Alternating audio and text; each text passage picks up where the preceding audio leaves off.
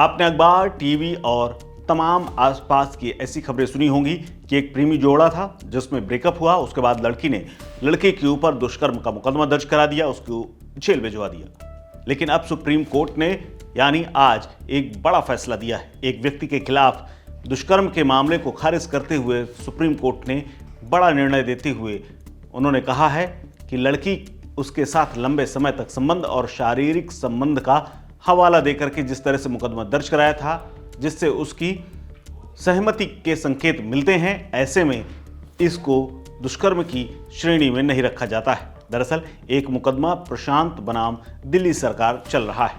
उसको लेकर के न्यायमूर्ति बीवी नागरत्ना और न्यायमूर्ति एन कोटेश्वर सिंह की पीठ ने बड़ा फैसला दिया है। उन्होंने कहा कि सहमति से जोड़े के बीच में संबंध टूटने मात्र से व्यक्ति के खिलाफ आपराधिक कार्यवाही शुरू नहीं की जा सकती है। न्यायालय का मानना है कि लड़की शिकायतकर्ता यानी आरोपी की सहमति के बिना उसके साथ लंबे समय तक संबंध बनाए रखना अकल्पनीय है। न्यायालय ने यह भी कहा कि सहमति से जोड़े के बीच में संबंध टूटने मात्र से आपराधिक कार्रवाई शुरू नहीं की जा सकती। ये असंवैधानिक है और न्याय प्रक्रिया और न्याय के खिलाफ भी। प्रारंभिक अवस्था में पक्षों के बीच में सहमति से बने संबंधों को आपराधिकता का रंग नहीं दिया जा सकता है जब उक्त संबंध वैवाहिक संबंध के परिणत नहीं होते।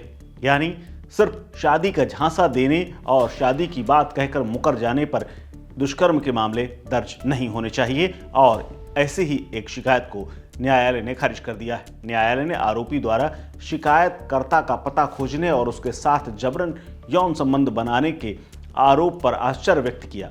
पीठ ने यह भी कहा कि आरोपी को शिकायतकर्ता का पता तब तक नहीं पता चल सकता था जब तक कि वो स्वेच्छा से इसका खुलासा ना करे।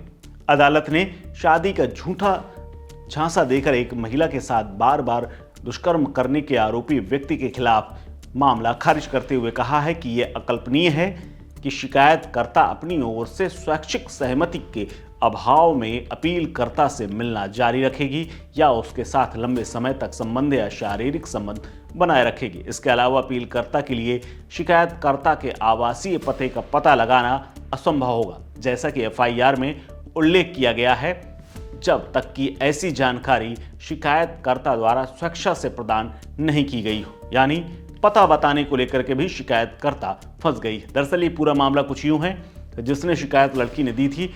यह मामला 2019 का है, जिसमें एक एफआईआर दर्ज कराई गई थी, जिसमें आरोप लगाया गया था कि लड़का यानी आरोपी ने शादी का झूठा वादा करके उसके साथ यौन शोषण और यौन संबंध बनाए। अपनी शिकायत में उन्होंने आगे कहा कि आरोपी ने उसे यौन संबंध बनाए और जारी रखने की चेतावनी दी थी, अन्यथा वो उसके परिवार को नुकसान पहुंचाएगा, ऐसा भी कहा था। वहीं दूसरी तरफ पीड़ित पर इस पूरे मामले में भारतीय दंड संहिता 1860 की आईपीसी के तहत 376/2 यानी बार बार दुष्कर्म करना और 506 यानी आपराधिक धमकी के मामले दर्ज हुए थे और इसी के बाद वो सुप्रीम कोर्ट पहुंचा था। इससे पहले दिल्ली उच्च न्यायालय ने उसकी याचिका को खारिज करते हुए फैसला सुनाया था कि अभियोजन के साथ आगे बढ़ने के लिए पर्याप्त प्रथम दृष्टता सबूत हैं। पीड़ित आरोपी ने सर्वोच्च न्यायालय का दरवाजा खटखटाया और उसके बाद वहां से न्याय मिला है। शुरू में शीर्ष अदालत ने कहा था कि पक्षों के बीच संबंध सौहार्दपूर्ण और सहमति के साथ बने थे। ये विचार था कि भले ही अभियोजन पक्ष के मामले को उसके अंकित मूल्य पर लिया जाए, लेकिन यह निष्कर्ष नहीं निकाला जा सकता कि शिकायतकर्ता ने केवल शादी के किसी आश्वासन के कारण आरोपी के साथ यौन संबंध बनाए।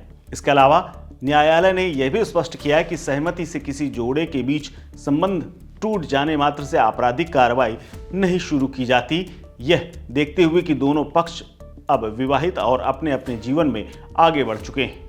न्यायालय ने आरोपी के खिलाफ मामला रद्द कर दिया है और अधिवक्ता डॉक्टर सुनील कुमार अग्रवाल, निखिल त्यागी, अतुल अग्रवाल, राकेश कुमार खरे, कीर्ति शर्मा और अमिता अग्रवाल आरोपी की ओर से पेश हुए थे। वहीं दूसरी तरफ अतिरिक्त सॉलिसिटर जनरल विक्रमजीत बनर्जी, अधिवक्ता मुकेश कुमार मरोरिया, अजय कुमार प्रजापति, आयुष आनंद, अनिरुद्ध शर्मा, वीर विक्रांत और एनसीटी दिल्ली की ओर से इन लोगों ने अपना पक्ष रखा था।